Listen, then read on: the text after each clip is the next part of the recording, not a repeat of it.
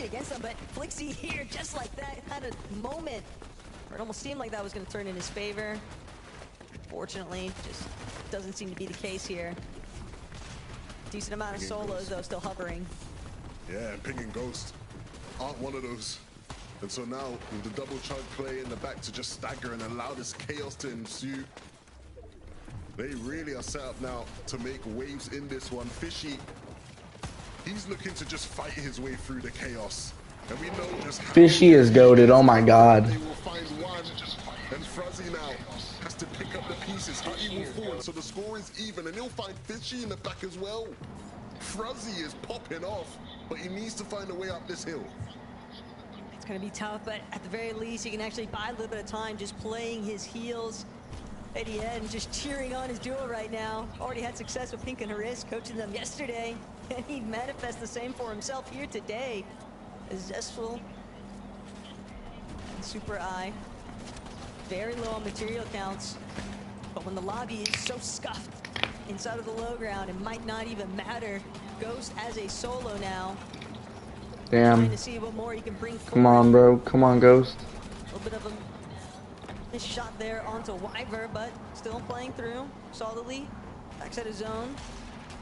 Will start to make his way forward after utilizing a little bit of the Chug Jug to heal here. Wyver just so incredibly low. No mats. No. Just fully exposed, and Zest won't waste any time with that. Yeah, Zestful too, Bryce, since taking height. Yeah. Not really struggled until now. Zestful completely knocked into the storm, and Super Eye now cowering below with just 0 builds.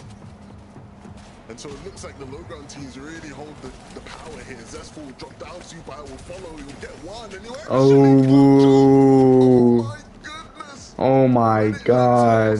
With no materials, it was the shotgun that got the job done, Taco. They just did a Damn. great job after they were able to secure the high ground, Levin. They were completely taking out each solo. Little dominoes effect is what really seemed to give them the edge there off of those refreshes. But of course, we've got our desk, who's also got to break it a little bit further down. Thank you very much. Yes, Zestful and Super Eye, they had their eyes on the high ground from as early as Zone 8, and they were managing to intelligently hold on to it and make that calculated, aggressive move at the end to secure the victory royale, Jakarta. Yeah, this is interesting. They had 0 points going into this match. They've made it to 0 Div Cup finals. They've made it to 0 FNCS finals. Until today, with that win, they have qualified to their first FNCS Grand Finals, and that is what you love to see about Holy. Yeah, that's what it's all about. It's nice to see. It was nice to actually see them hold on to hype for such a long time there as well, and actually play it really, really smartly. We spoke about it at the last. They didn't have height. I feel like they would have got cooked. Up on height and just not quite Honest. being able to ride it out all the way to the end. But these guys showed us an absolute masterclass here on how to actually hold on to it and play well from it as well for so long. There was a moment, I think, where one of them got overdrive grenade out. This play onto Zab was fantastic. Look at that double sort of what is this guy down doing? on below.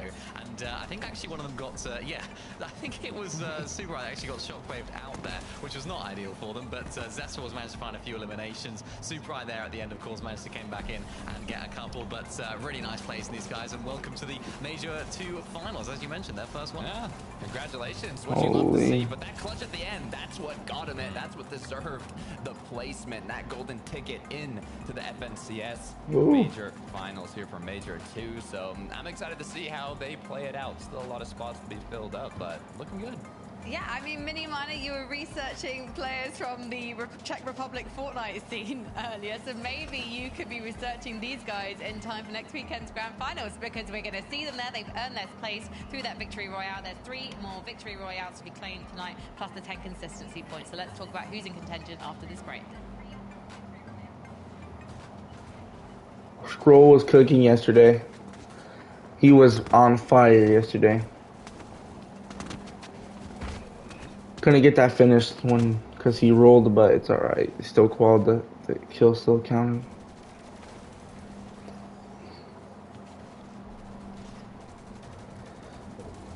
Yeah, Scroll was just beaming kids. He knew he was. Damn. 2-minute break.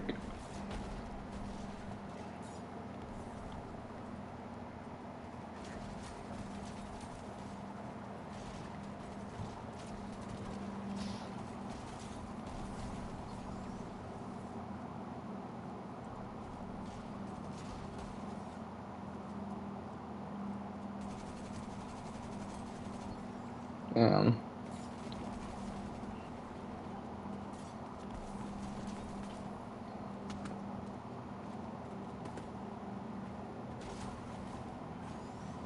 Oh.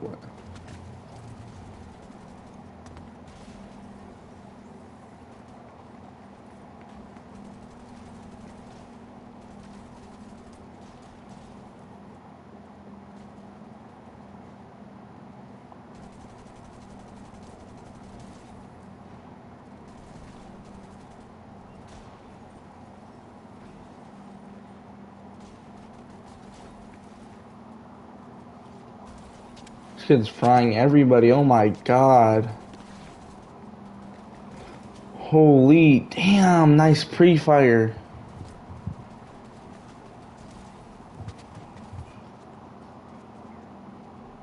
Holy.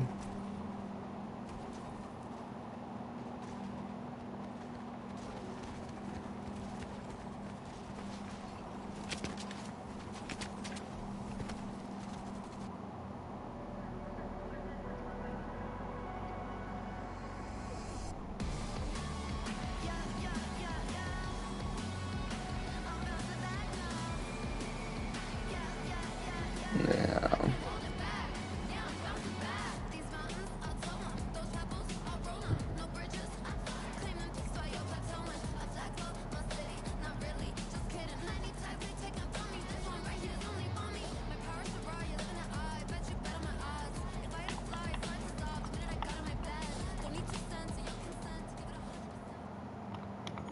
No copyright.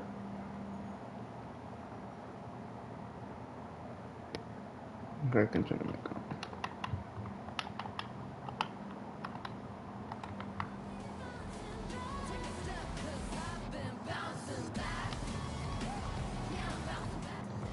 We're bouncing back on the FNCS decks. We've got 3 more games to go of Heat 3, and they're going to be absolute bangers, judging by the previous 2 games. So let's take a look at the leaderboard and see where we're at. Remember, Missed game 1, but game 2 was. for the duos that qualified by Victory Royale. I was there for the end of it. Inconsistency.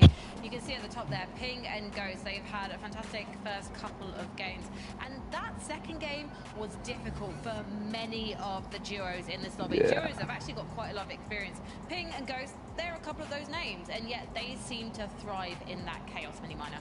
Yeah, they did, and they're 2 of Where's the best Noah players at? in the lobby. He got off Realistically, the when you look at board. it, both players Yeah. that didn't really have a very good major one. When you look at it, of course, Ghost playing with Taser, not qualifying on through. Ping playing with Wox, I think it was for a long time, not having the success that they would have wanted either. So it's a really nice sight to see both of these guys come off of a pretty poor major one by their standards to now having a really good heat here as well. Just consistently making those end games in the first 2 games, finding a couple of eliminations, but also sticking together so well as well. They're on 133 points, which if we look back at the last couple of days, they're almost already qualified to Garza, so they may be able to try out a few different strats for the rest of the lobby. It's looking great for them. I mean, they're basically there. They're also tied for the most eliminations throughout the day, and in the play-ins, they're actually second place in 20-plus elim matches. They had over 3 matches with more than 20 eliminations. Obviously, it's a bit of a different style, but they know how to get fraggy. They know how to get those eliminations, and I don't think we're going to see them drop down anytime soon. Well, Nathan and Nebs, they're going up in the lobby, only by 4 spots. We're expecting big things from this duo. We're even potentially expecting a victory royale to Carter. Taco, at least, is. So I think that potentially we're going to hopefully see even more going into game 3 from them. Yeah, it's almost crazy to say that this is Beaming kids. Oh my god. literally top 5 on the consistency leaderboard, and they have been playing incredibly well. But this is one of the top teams in the whole lobby, and I mean, it shows. They got 13th game 1, 8th game 2, so it's been pretty consistent. But I want to see them get in that top 5, Mini. Yeah, definitely. I mean, they're a team that only managed to get 1 win in the actual play-in, so maybe they're not in that sort of winning form right now, but they've always been that sort of consistency mid-ground team. Of course, they're landing right in the center of the map, so they shouldn't have any zone issues today, especially since, of course, they have that massive rift there as well that they can use to rotate around. And with 2 of the best players in the lobby right now, of course, Nebs, we know how good he is at fragging, and of course, clutching up here, getting so many of those eliminations. So he is locked in. Sort of similar situation, I guess you could say, to Sky Scroll. Oh my lord, how did he win that fight? How did they let him win that fight? In those circumstances, So expect to see these guys continuing to develop and progress their way up the standings this in this lobby. A quick one, Mini-Maya, with Nebs and Nathan, do you think now that the lobby is, I mean, slightly, marginally cleaning out, that they are going to be having their sights on high ground in the next game? Because in game one, it seemed like they wanted to take it from the eye drop, but they just didn't quite get the opening they were looking for. Yeah, they're good enough. They're definitely good enough. And I think they know that. They're sort of better than a lot of the players in this lobby. They will want to try and play for height. They want to try and refine those strategies because you want to be going into the major finals with as many strings to your bow as possible. And they're the sort of team that I wouldn't expect to try and go for every single game, but why not have a look in those sort of circumstances, I think. Well, Hutty and Fishy, we knew they were going to be contested at Wonky Land, but back-to-back games, they've been able to get out of their drop spot and into the endgame to Carter. Yeah, I think they're actually not contested anymore, so it's looking pretty good for them, but I'm kind of just waiting for the win. They were tied for the most wins in the play-ins. They know how to win games, and when they do, it's normally a pop-off game, so they've been making it in the end game. They've gotten top 10 in every single match out of the first two, 8th and 10th, so hopefully one of these will be converted into a victory royale. It was a bit weird for them to actually play out all these games in Heats. They're not used to this based on last season. They were, of course, having to have one or two games actually making it to the end game. So actually interested to see how these guys are keeping on developing throughout today. As I mentioned at the beginning of the show, nobody's actually qualified through Wonky Land this weekend. So really big rewards for these guys if they can continue this level of form, because by the looks of things, they may just have that drop spot uncontested. So if they're playing this well, making end games like they are today, whilst uncontested, then they're definitely a team to look out for if they do make rounds. But let's look out for Chap and Flixie going to this next game. They had a solid game one, thanks to Flixie, managing to clutch some extra placement points and eliminations. Game two, not quite as steady for them, Mini-Miner. Yeah, not quite as steady. It was a 17th there in that very last game. And they're too good of a team to not qualify realistically to Carter. Both of them are fantastic individual players coming together, such a fraggy team as well. But in this game, only a couple of eliminations, just got caught in the back right there by one of the players coming on through. And even Flixie here, there was a shot here, got that first knock, but of course couldn't connect with that second shot, which was ultimately the problem there. I mean, there's a reason they're the only Globals qualified team in this heat, and 8th place right now, even including the two duos that have already qualified through a VR. I want to see them make it happen. I don't know. Yeah, okay, quickly, predictions. Who's taking the victory royale in this next one? Takata? Huddy Fishy. Mini? Chap and Flixie. Ooh, okay, you're going with the big names. I want to see Pix and Firen. Where are you, Pix and Firen? And where are you, Levin and Tacker? Really, where are they? We're right here, where we've been the past 2 days. We don't really move, but we keep casting because we have more games to talk about. Taco, any surprises so far you've seen? You know, what you expected to see out of Heat 3? Well, easily the last biggest surprise going to be have Zestful and Super Eye pulling out the Victory Royale. I know that what tends to happen a lot of times with these sort of Heat formats is that you're usually going to see at least one or two newcomer duos sort of surface and break out with their Victory Royale heading into the Grand's lobby, but that was still just an impressive way to get the job done with so many other experienced teams surrounding them. Yeah, and the thing with these surprise wins, as we'll call it, they mess up people's predictions, right? And so I'm sure people now are sort of looking back at the teams they put, thinking, oh my goodness, okay, we're running out of spots. The people who I'm predicting they're gonna get it done. We'll see if they can start to figure things out here in game number 3. Let's get it going, Heat 3. Just trying to gauge who is going to find Let's see. overcoming measures. Who's getting contested? Where those micro adjustments have really come into fruition here, because for a lot of our teams approaching the halfway point, the first two lobbies did not go your way. You certainly need to manifest something big here in game 3. Otherwise, you will be staring down. They're not the odds contested. of having to secure a Victor Royale at lobbies 4 and 5, and with so many other duos that are going to be willing to try and send it Oh shit.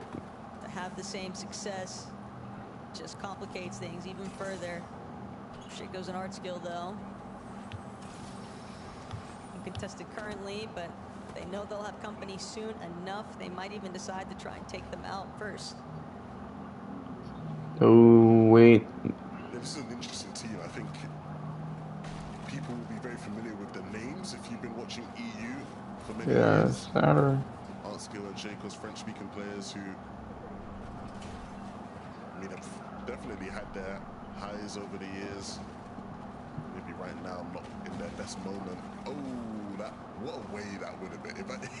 If he had actually just gone down to fall damage there, as I was saying that, would have been quite something. But That would have been thankfully he doesn't, because we're not deleting the against game. I would have deleted the Slim game. doing well. But Noah on the other side of Getting things, contested. we're hoping that isn't the case.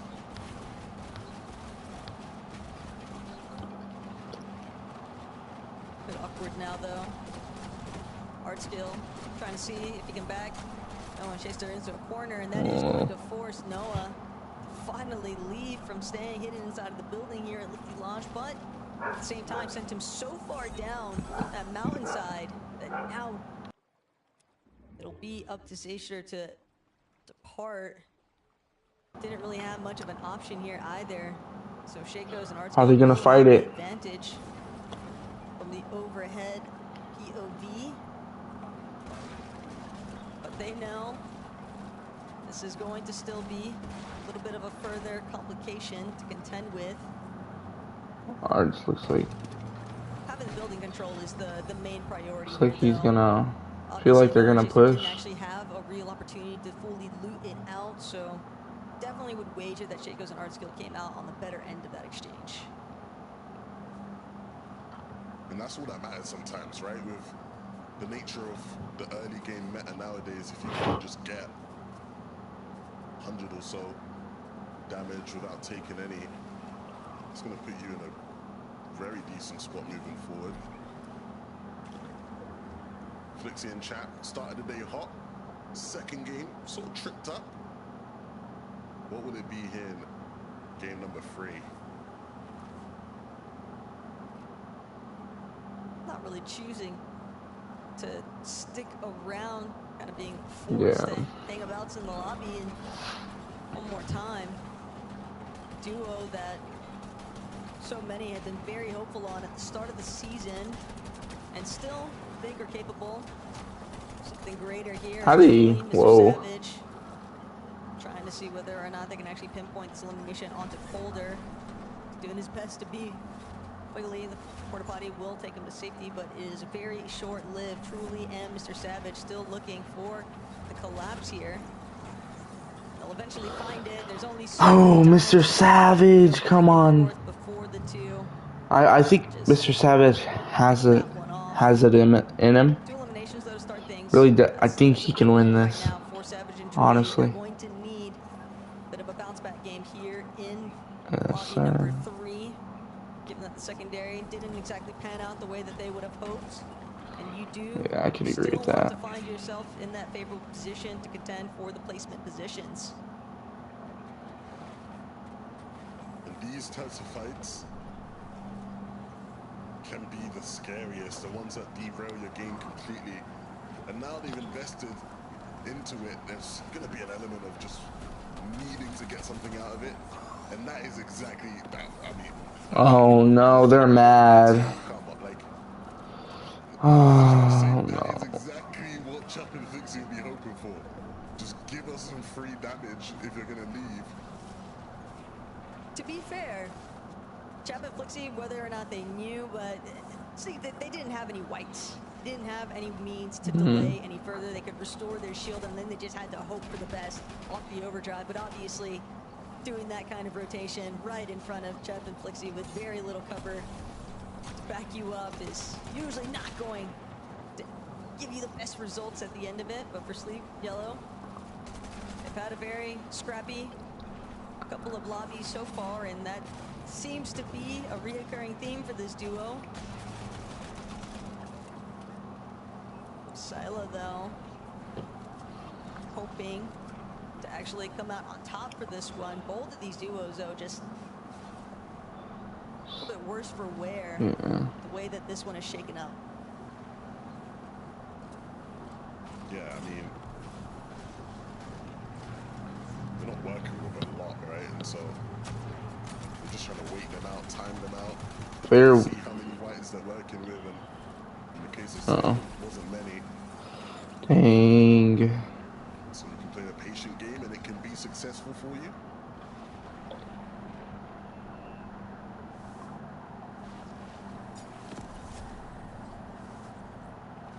one of those awkward instances, though, for Wolvax and Zarv, whether their intentions had been to apply a little bit more pressure towards that duo that they just left the area of.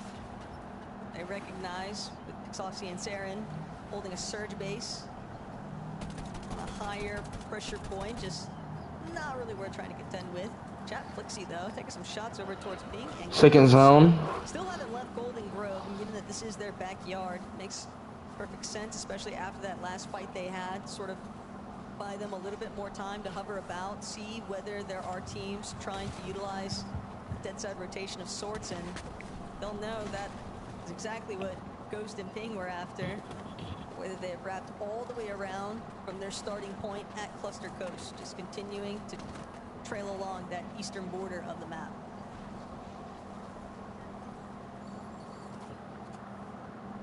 Yeah, this pool is going to be interesting because Ghost and Ping obviously very impressive in that second game. Thought I'd really showcase some of their firepower as well. But with this type of zone, it makes a bit more Trying to show you guys to play as the far as name. the comfortability of it all, and allowing them to sort of play out their strategy how they like to. The best teams have to adapt in these sort of moments. Physics and Silo, though, they were just hoping for a little bit of breathing room after finding those first two eliminations. Instead, Quicks and Zucky just continuing to cause a little bit more disruption than what they'd initially been after.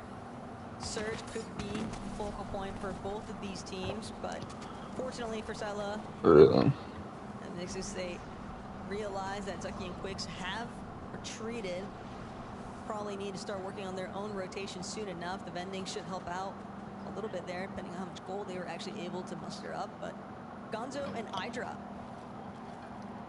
Yeah, holding it down. these guys, again, I think one of the teams who you'd think almost destined for a win. I'm actually surprised it's not iDrop in the base right now. iDrop's got a 9.4 damage ratio on the day right now so far after the first two games, so and he's doing that from down below. He's not even the one sat in the base just farming the little peaks. He's the one re-farming.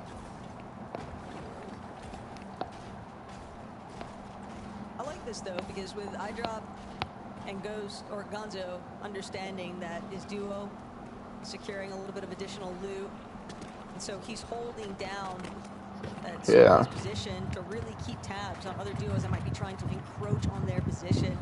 And you have to respect Gonzo as a fighter and what he's capable of doing on an individual level. Kirsten, though, dealing with Turtle. Rox also trying to follow suit. But it is going to be Asa who is the first one eliminated. Dang. A little bit of a trade out. Shot for shot there between Turtle and Rox, which means that now Radion and Bimbo have decided that they want to enter the conversation here and be the ones to finally put a stop to it. And for Turtle, easily a best case scenario. That little bit of third-party intervention can sometimes bode pretty well for a solo in a fickle position. Yeah, you just need a distraction. Need someone to take the focus off of you. That just gives him a bit of breathing room now. Yeah. To reset and recoup. Radion and Bimbo will give it up. Don't think there's anything more to be had. Hutty and Fishy. Fourth zone. Everyone's sort of waiting for it. I think a lot of people now are on the train. They want to see these guys get a win. Fishy seemingly gaining a lot of fans of late for his impressive performances in particular. He's been around for a while. He's had his praise. The young gun Fishy starting to finally get some credit. For good reason. Fishy has just been an absolute menace when it comes to the fragger department. Yeah. Very recent turning performances for Hala and Kaisers, though, having some issues here currently. And for Silent Mixes, this is exactly the kind of chaos they needed to take advantage of the bendings. Yeah, I was just gonna say, he's probably pretty lucky Fishy can't speak good English. That's what everybody's been saying. Otherwise, I know the DMs would be going crazy with how he's been playing. They might already be going crazy if you think about it. He just might not know. I think I saw Boop say he's going to invest in an English tutor for him in exchange for 10% of his future earnings, which I don't think would be a good deal for Fishy. Wouldn't be surprised either if that were the case, for someone to take a chance on potentially even importing him elsewhere. See whether or not they want to take him under their wing, but Huddy, at least for right now, still wanting to find that success with his duo, and the way they've already been handling this tournament so far, wouldn't be surprised to see them find it soon enough. Garrison and Turtle, both of them just kind of delaying each other's opportunities to play for the reboots on their duo. Turtle might be able to bring Asa back into this one, but even so, Levin, it's just a lot of groundwork that still needs to be laid out for Asa and Turtle to truly have the recovery path they need. Savage and Truly, on the other hand, though, decent looks on their surge, but it is potentially going to be snuffed out in a moment, as now Savage and Truly will have to take a moment to pause. A little bit of a tough spot to be in, but they can make it work. No, I think they're good. I think, again, as long as they have the whites to sort of sit here while zone opens up, they won't be too upset. I think they'll get even deeper, yeah. Just stay off the line if possible. Give yourself some more options if zone does pull far. Put yourself in a spot where you can maybe get a relief farm going as well. Shaco's an art skill. Eagerly waiting for this next zone, it appears. Also recognizing the fact that there are teams opting to rotate on the cliff face a little bit further up. Seti and Kombik, though. And with Kombik being knocked, he's just doing what he can. Roll about in the box, prevent himself from being fully eliminated. If Seti can close this one out, that would easily be a revive opportunity here, but it's not going to allow itself to happen. Nosif immediately making sure to shut that one down. Seti still waiting to see whether or not he can actually break through, but he knew that Nosif was hurting. That Surge would eventually take care of him. But losing Kombik along the way has definitely put Seti in a very rough position as a solo now, left to contend with the rest of the lobby, even if he's not caught inside of the congestion currently. Levin, the moment he makes his way in, the moment a single duo even spots the fact that he is a solo, it's just going to draw the attention of the rest of the lobby. Yeah, it becomes so difficult from this point here on out. Really just trying to find little crevices to hide in almost.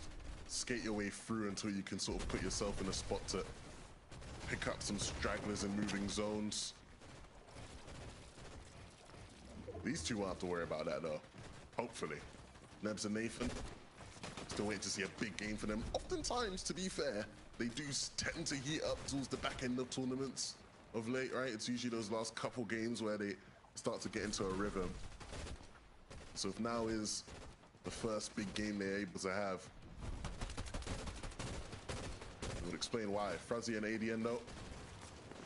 ADN, a UK counterpart who's going to be doing his best to not make this game easy for them, but he's not working with much by way of shields right now. Him and Frazzy are going to have to get a much healthier spot, Taco.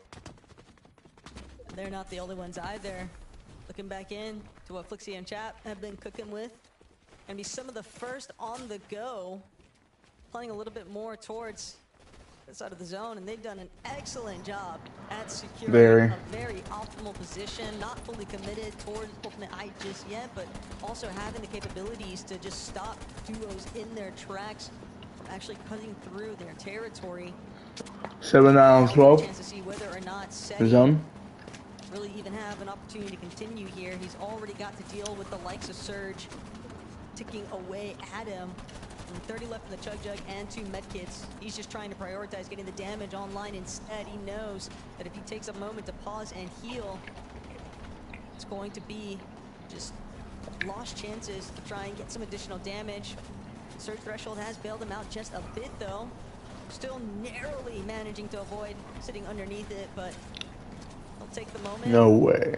To actually try and trek forward. It's running out of movement. Say, I don't need another year from you. I don't need another month. Not another week. Not even another day. I just need one more endgame. Can you show some of that SETI magic here with nothing to work with? Can you pull something out that? He can do it. He can do it if you wanted to. He can. Out there for him. Telling you. But he's got to do it one more time. Pressure being applied. He'll pick up the one. And this is where the journey continues. Can he do it again? He certainly can. That player is so low, they'll move away. And he won't chase it. He's happy with what he's got so far. Might have even recognized the audio cue, though, so close by, and said he will at least be able to recover a little bit of the body loot, which Bimbo and Radion are clearly not too happy with, considering that they were the duo applying a little bit of additional pressure here. But it's the refreshes on the overdrive grenade that have really saved SETI big time here right now. Levin, it's giving them the options to at least have slightly better mobility to try and catch up with the rest of the pack, but the zone pool a bit brutal right now for a solo, and SETI's just got to do it all by himself. Looking for the heals, now trying to get his way upwards, but there are just so many pre-existing builds cutting him off every single step of the way.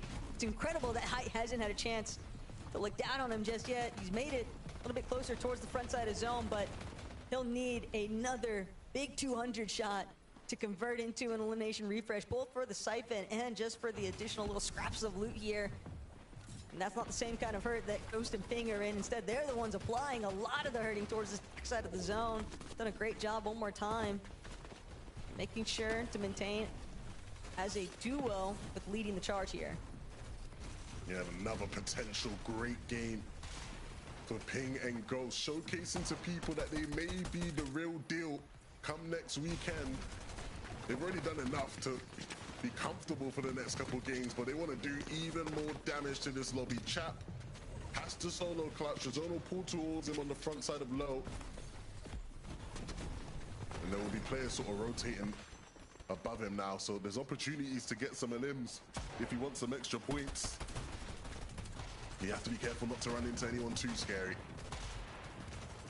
King and Ghost just ensuring that they aren't in that ultimate low ground. They don't want to get caught any sort of congestion, just keeping tabs on that backside of the zone. But for Chap, he's been cut off. Losing Flixie just made it all too problematic.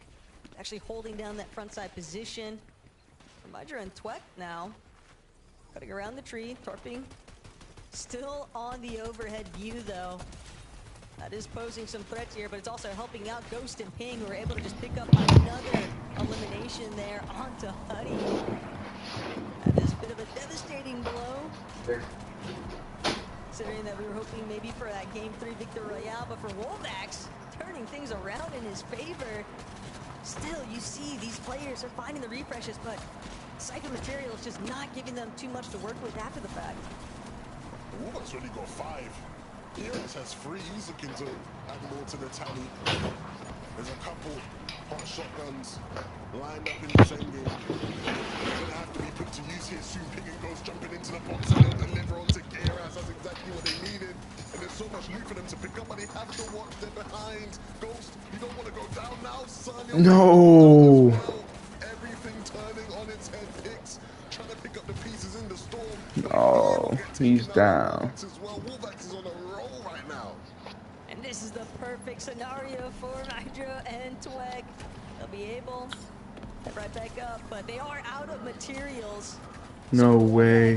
Whether or not he'll be able to escape, it just doesn't matter. Tweg avoided the bulk of the chaos that was taking place in those lower lanes. Insane. Being part of the problem with the way that they were suppressing from the high ground, Levin, and just did a great job on capitalizing on their Victor Royale moment.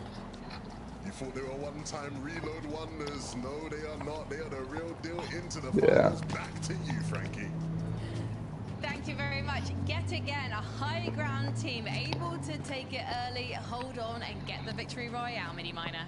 Yeah, what a win for these guys. Rode out high ground so effectively well right there. It's something we spoke about a lot yesterday. It's something we spoke about a lot in Heat 1 as well. That turnover of height consistently happening. But so far today, bar that first game, we haven't really seen too many teams actually challenged for that high ground right now. So it does seem like it's quite free. And for Twek and Mydro, they make back-to-back FNCS Grand Finals. They'll be looking to sort of expand on that performance that they had last season.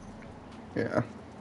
It's looking like Knockout City on the low ground, though, to Carter. But as you just said, Mini Miner, Twek and Midro looking really solid to Carter. Is this duo a surprise for you? I mean, they're not unknowns to us. We know that they're a team that can make it to grand finals. I believe they have before.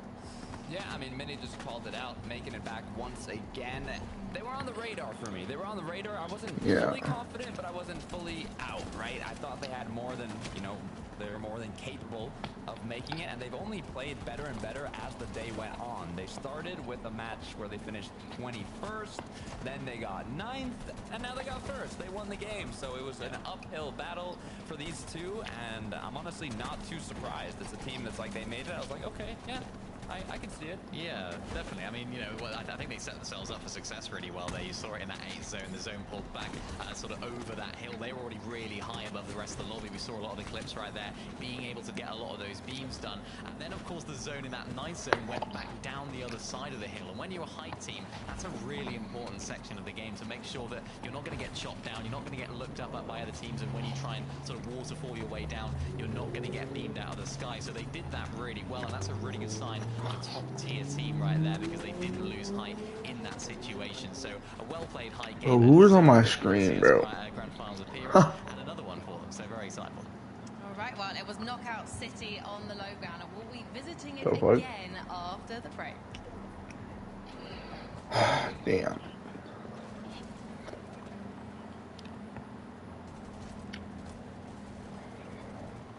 Scroll just W King. King everybody. Oh my lord.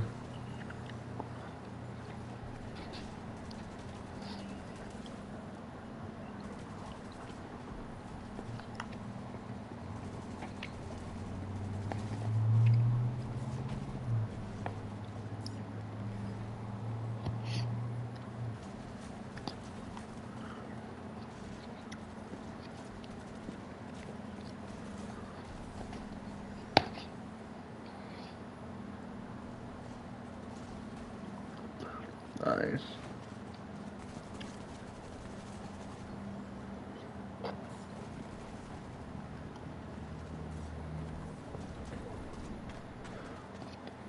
No way he won this. This is kind of insane.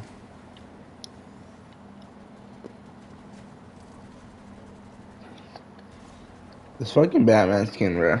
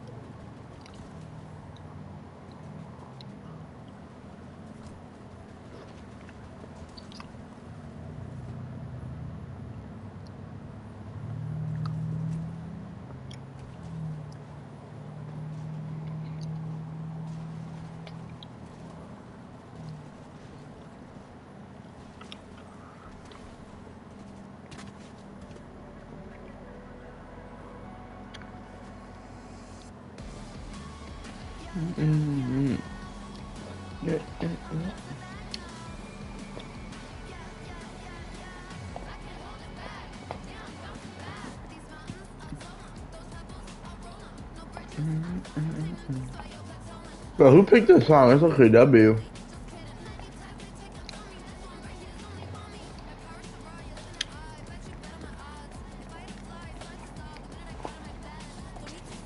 I'm back, I'm back.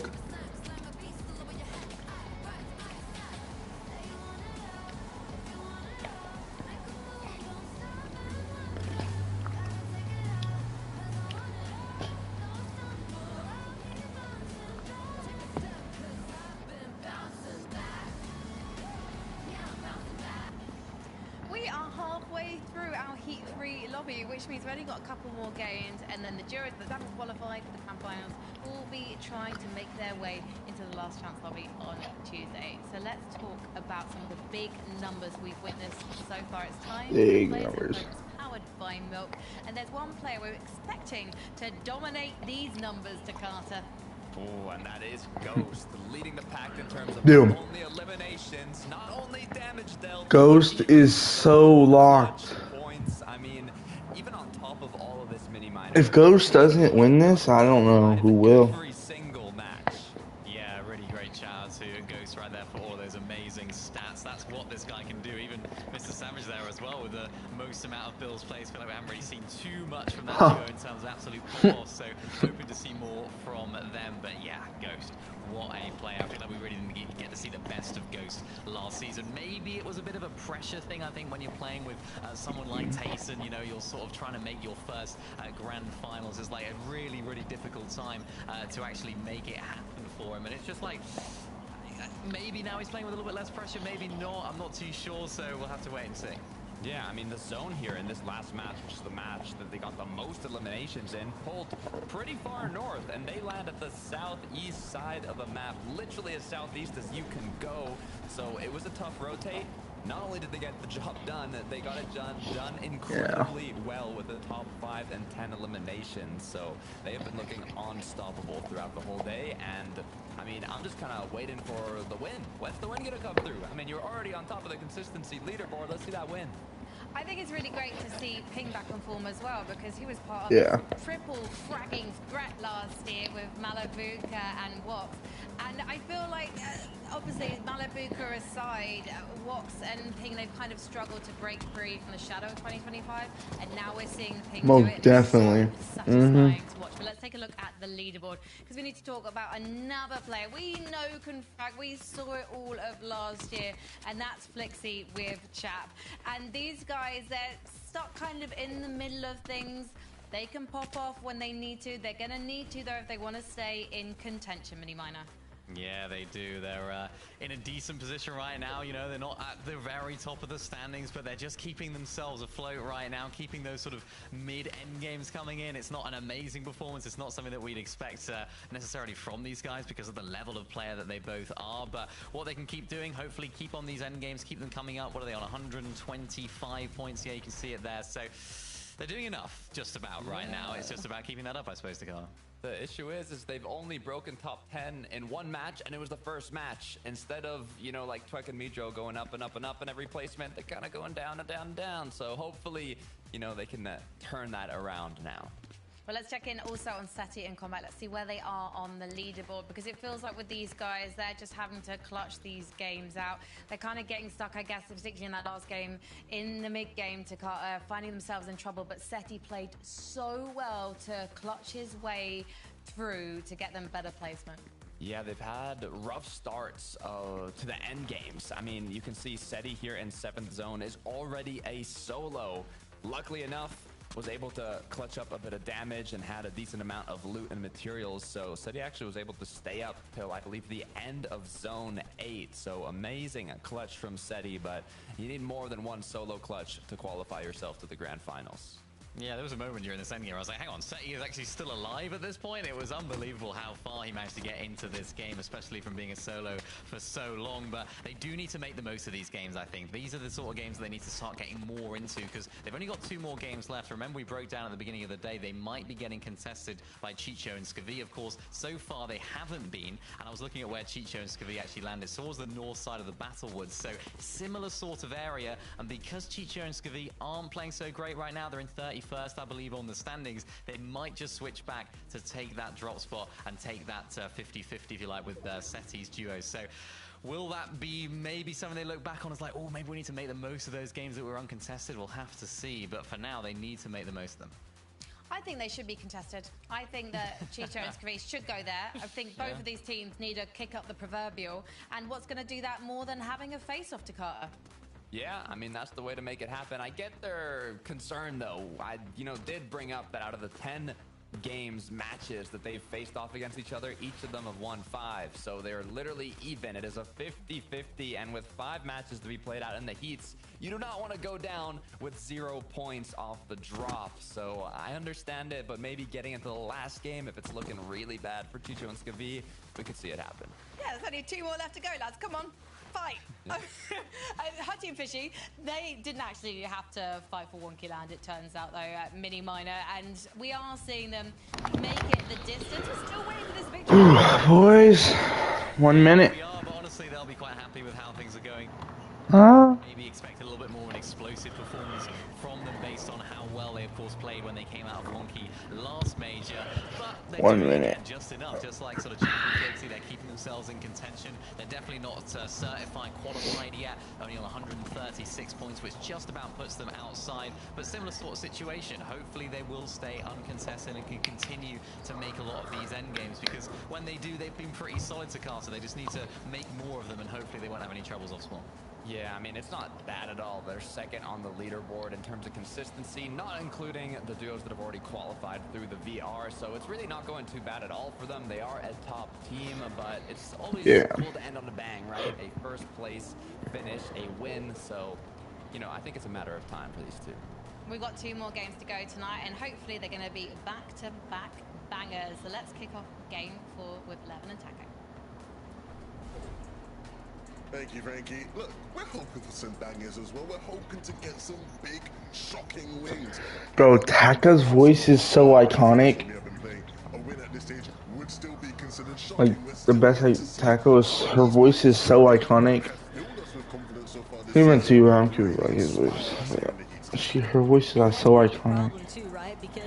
Like, just listen to it. We're already about to venture into game number 4, and yet we have still yet to really see that true, strong breakout performance aside from our current 3 Victor Royale holders. It just doesn't really seem like anyone has really been able to really set the tone yet. Ping and Ghost might be the closest to it, but even then, yeah, it's just like that's not necessarily the duo that you would anticipate to be the ones setting the standard, given the caliber of some of the other contenders in this lobby. No, absolutely. Look, there's a still chance to prove us wrong and to entertain all of us here. We're gonna head into game number 4 to see who can do it. Game number 4. Let's see. Heat 3, game number 4. Who will it be? Who will take this 4th game? Let's see. As far as game predictions go, I've certainly not been doing a good job. I mean, these last 2 have taken me by surprise, but that is a good thing. They have, and It that's shows just how talented and how deep EU is when it comes to just the level of player we have available to us. It's also what makes it a bit scary, though, right? Because you have just this plethora of duos to sort of pick and choose from, and just about any one of them on any given day could prove to be like that team to really break out above the mold. Ivor and Barry hanging about Sinister Strip yet again, and they've had a relatively solid day so far, currently sitting in 7th place on the leaderboard. So definitely hanging around what they need for that consistency metric and placements, but other duos like Shaco's and Artscale, they are going to start to need to really pull out all the stops here to get into that leapfrog contention for taking over the consistency department. It's just not been easy for anyone, really. Even the duos that you would expect it from, still yet to really measure up. Yeah, I mean, there's so many teams in this lobby, so many players in this lobby who I think we're still waiting to really hear from. Chap and Flixie, obviously the big ones. Some fights still taking place all over that we will undoubtedly be following. I want to give a quick moment, though. It's not one of the teams on screen, but shout-outs to Poland today. Got quite a fair amount of Polish duos that are all pretty much starting to preoccupy that placement positions. Even Alvin and Brutus, who are currently in that 16th spot, heading into this lobby, they still have the opportunity to try and overtake, but Kashi, Machek, Kombik, Seti, Pix, and Firen certainly been trying to deliver on the Polska Górum front. Sure that there's going to be a good portion of the EU community that's definitely pretty happy about that. But for others, things are going to get a bit messier. It's these early off-spawn fights that weren't determined off rip now continue to draw out, and it does extend the doorway, a little bit of an open entry point for a duo like Shakos and Artskill, who really need to start building on their own momentum, see whether or not they can take out some of these teams that have just been struggling today. Since we're giving shout outs, I want to shout out Kaysen. Now, you might be wondering why I'm shouting out Kaysen. Just looking at the numbers from the first 3 games, and one number jumped out to me. It's not a number I'm used to seeing. And that is Kaysen has dealt 0 damage today. Absolute, not a lick of damage. And usually you're like, oh, come on, Levin, you know, you're throwing him under the bus here, what's going on? I checked on socials, and Kaysen's currently playing on an iPad. I think they're on like holiday or something. They're sat on like the beach playing the Heat on an iPad. It's not going well, but props to the commit, you know? No matter where you are in the world right now, you can always compete at the highest level of Fortnite. It's a great thing to see. Of course. That is a pretty... that's a pretty insane... That's pretty insane fact check there. But also a lot of trust in the duo, I think. There's a lot of camaraderie, I think, that's involved for something like that. Yeah, I was like, the numbers gotta be bugs. Like, I had to look into it. I saw 0, I was like, nah, just no way. It's just impossible. You've done 0 damage in 3 games, but fair play. Winfer and Hellfire, they've done a fair bit of damage, but they're gonna need to do more. They're sitting sort of around, I think it was 20th going into this game, so not completely out of contention, but need to start to pick up the pace if they are to be one of the teams that make it in.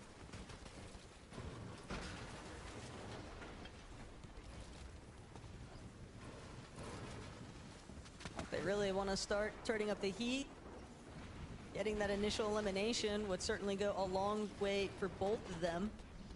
Just gives them a much easier time. It's sort of figuring out how they actually want to try and handle these remaining lobbies. Do want to make note of the fact, though, that they have had to go on quite a cross-country journey with some of these zone pools, though.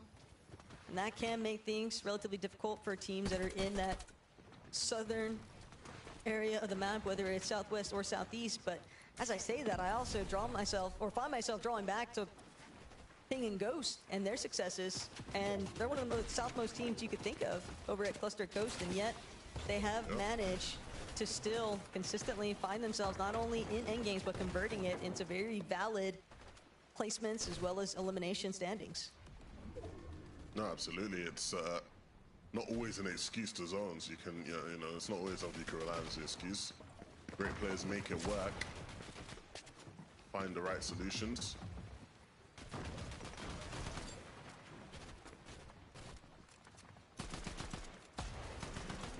Radeon will continue to apply some pressure here. Bit of an awkward angle to work with, but not pressed for time.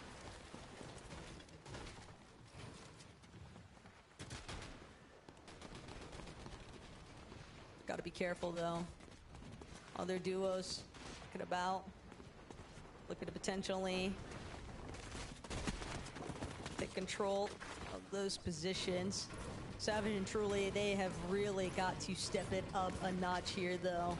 It is a very difficult spot for this duo to be in, but never say never. We've seen Savage pull himself out of the mud before, and now alongside Truly, as long as they can continue to hold on to their determination, this is where come on, Savage, you got this. Savages really can start to shine, because in these types of situations, you really got to be able to keep good control of your mental fortitude.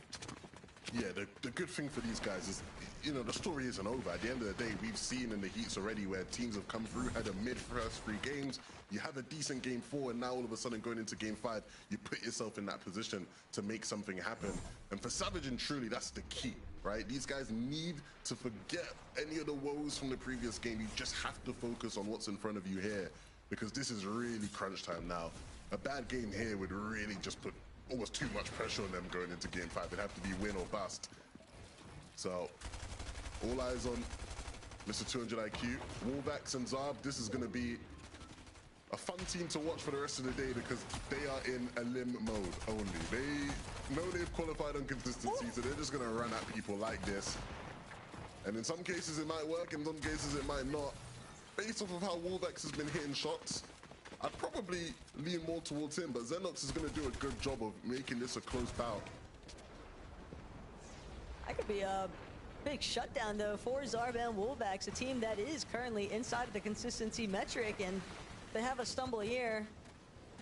And they have managed to secure quite a few amount of placement points, so you would think that their position should be safe and sound in terms of qualifying through consistency, which is a big part of the reason why we see them much more willing to get a bit more reckless and just take those immediate box fights. But like seeing the signs of life there from Xenox. Bit rough Spo, as you already mentioned, because Alba and Xenox, they definitely needed a little bit more of a conversion here for endgame placements. Placement would be perfect. I love placement.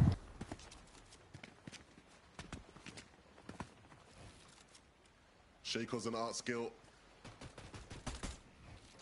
Art skill looking to apply pressure from the left, giving room to distract for Shakos to maybe squeeze some damage through on the right. Damn. Straight at art skill, which works in his favor. He's ready for it. Shakos still maybe squeeze some damage through. Deep and dry in this fight right now. Damn. This is exactly what our skill and Shakos need. Tried to get a little bit involved earlier on over towards bus stop, and now decided, well, a little bit too much action, a little bit too many opportunities for that to turn against us, so instead they'll look to punish separate team that has been in non-stop action all day today, but because of that, they've also found themselves in that bottom half of the leaderboard, and now when you're getting barreled in on by Shakos and Art Skill, a team that is trying to jump up in placements pretty heavily is now instead getting punished by another duo, Cruisin' and Colder. And all of these teams, well, then they're just all relatively in a similar spot. It's really starting to feel a bit more like, if it's not going to be me, it's not going to be you either sort of ordeal. Because every single one of these duos currently involved in this fight are currently well outside of that consistency placement measure. Yeah, I mean, the irony of the urgency is, yeah, all 3 of them are in the bottom half, right? And so chances of qualification starting to slim out, and with fights like this, they only get slimmer. Nobody's seeming to benefit out of this one. Cruisin' will probably be picked back up, but with another team rolling through now, it just complicates things even more. Skos and Vegeta will walk through, and they haven't had the best of days either, coming into this game in 37th. And even then, it's not a smooth ride for them as the 4th party. They'll close it out though, and the revive will come through. But some of these fights are feeling a little bit more like cannon fodder for the real pack leaders in this lobby. Because all players well outside of the top 15 area on the leaderboard continue to fight for essentially sticks and stones. Other duos that are looking to cement themselves in a much more comfortable spot heading into that last lobby. Firing in picks, for example. Just trying to administer damage wherever they can.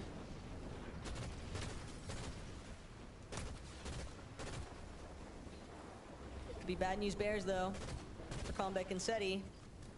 Started off the day pretty hot, and Well, outside of that first lobby, it's been a little bit more up and down than what they probably would have hoped here, Lev. I think the silver lining for this duo is that the first game was so good that it still puts them in a decent spot, right?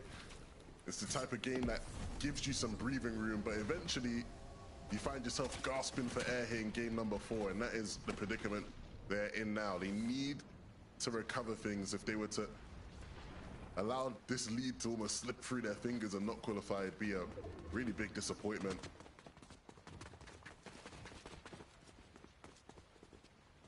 This could potentially end up being a pretty big clash, though, until the surge threshold ticks very much into Fishy and Huddy's favor. No real reason for them to necessarily try and force a fight, especially when you don't want to pick a fight with some of the lobby leaders like Pixing Ghost, excuse me, but Huddy and Fishy will instead look to take advantage of some of those teams that we've been spectating earlier on.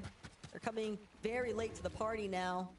They're already pretty much working on fumes, and now it makes it all the easier for players like Fishy and Huddy that are boxed up, situated, to just continue to punish. Yeah, they're going to be able to just sit there and just continue to rack up damage. They're in a great spot going into this next game. Again, the type of team that, you know, anybody fighting for a qualification spot probably wants to see them win, get them out, so the spots start to slip on down, because they are sitting firmly in it at the moment.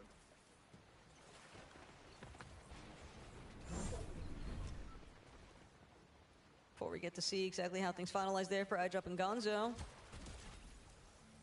Savage and Truly able to pick up an elimination to an isolated member there. But job's not finished. In fact, some would say that the job might even just be getting started here in game 4. I was going to say, Taka, has the job started? I mean, you still need so much more from these guys. Hopefully that elim is a sign of things to come. But look, unashamedly, I think it's fair to share a little bit of bias from time to time. If there is a duo that can certainly turn things around at a moment's notice, it's Savage and Truly. They just need that spark, that one series of events to finally go their way, and it could be just 1 or 2 zones not ending up as max pools for Savage and Truly.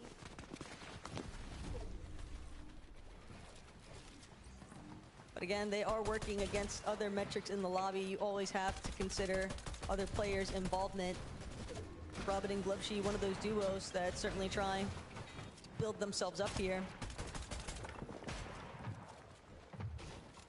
Yeah, Robin and Gloveshy.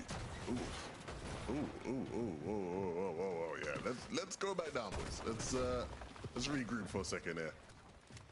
Robin and Gloveshy, not the type of team I'm used to seeing losing fights like these. And ultimately, they need damage because they are below.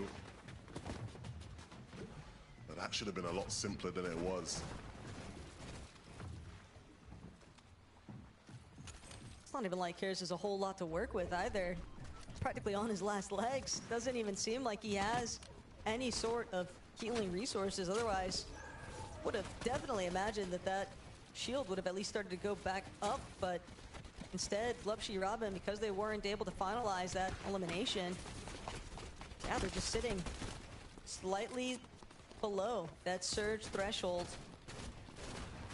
And they don't get to pick and choose for much longer. They're just gonna have to start getting a little bit more proactive here with the rest of the lobby, but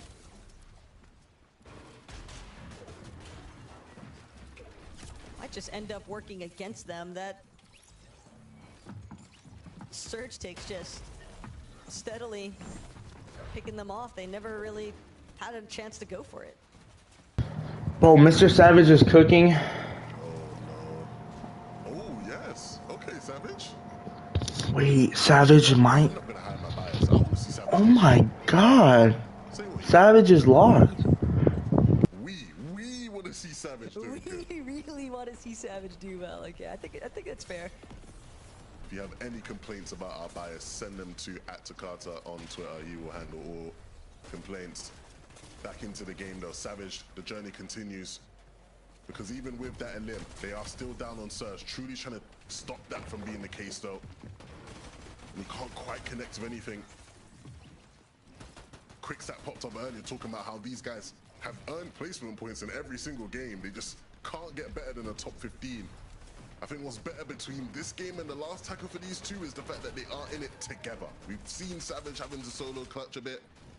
We want to see them both alive to try and fix this situation that just seemingly keeps getting worse, Taco. That's the problem, is that they've both got next to nothing to work with, and with 8 players still needing to go down before that surge will stop just being the thorn in their side. Savage and Truly just going to be forced into an awkward exchange here against SETI and Combat. They've got to be precise as ever, but it might just be delivering some additional material here to SETI and Combat instead. Truly still trying to force his way into the box, and it is just a fruitless endeavor. And it's so frustrating because you have to jump in there. They make the right play, but ultimately the water is so awkward to fight in. You see Savage's POV just bobbling in the water, can't do anything. And the same water trying to get out of it sort of leaves Combeck in a predicament. And so that leaves just SETI the sole survivor of that situation with not many builds left. We're gonna have to see a SETI masterclass. And ultimately did play a little bit of a spoiler there too for SETI and Combeck, because like you just said, Lev, trying to navigate the remainder of this lobby as a solo is going to be very complicated, especially with the way that some teams have already opted to try and head towards height. Yosef and Izzy will look for frontside control, but Giedas as a solo, he's just got to stay one step ahead of the rest of the pack. Little by little though, still making his way forward, still doing what he can. Still 10 feet tall here. Had a really solid loadout too. Aside from the fact that he was lacking the overdrive grenades, depends on how brutal these next few zone pulls might be for him. But for Chap and Flixie, they might actually be the ultimate countermeasure here, because Giedas has got hardly any HP left. Yeah, when you look at the numbers so far today, Chap and Flixie have been one of the better teams, delivering in most categories, but they just haven't figured it out in these endgame moments. The fundamentals haven't been on display. Here in this game, they have the chance to shut everybody up and secure a spot in the major finals. They just have to hold on to height. When you look at some of their opposition, like iDrop, who's left as a solo, as definitely one of our contenders that certainly has leaned more towards that height favorability, but won't really have the option, especially with no materials on the low ground, just kind of crouching about, trying to see if he can drop by Frozy, but Frozy won't budge, manages to hold on to his ramp. Instead, Pixovsky caught off guard here for a moment. iDrop just trying to take out Nebs entirely, but can't get a chance. The body rolls just proving to be such a menace for players hoping for refreshes. I don't know if that was a missed shot or just the immunity of the knock body. Either way, he'll be frustrated. But there is still one more. Nathan, not relying on that though. Needs to try and deliver some points here in this lobby. Doesn't have too much HP to work with. Chap and Flixie go down. They lose height. It's Turtle and Asa who take it from them. And now they are in pole position to take this game home. And this is exactly the type of game that Asa and Turtle need, because they weren't working with much else at the start of this lobby. Frozy still forced to drop yet again back to ultimate low. Sad and Pixovsky doing what they can to cover their heads, try and prevent Turtle from continuing to apply that steady pressure here. Winter though with a turnaround onto Alba, the Siphon just barely going to keep him up and running, but Pixovsky, Saren looking to take full advantage. Chaos that had just ensued here. Asa Turtle still seeming to be the healthiest of the bunch though. What are you gonna do when the pressure is on and all you have to do is connect the right shots to hits? They will do it. Asa and Turtle, not a doubt. They waited for the perfect moment. No way. Their win, a well-deserved one as well, Taka. That's game 4. Trying to gauge who's actually Woo. bringing home the victory royales. Things have See y'all just later.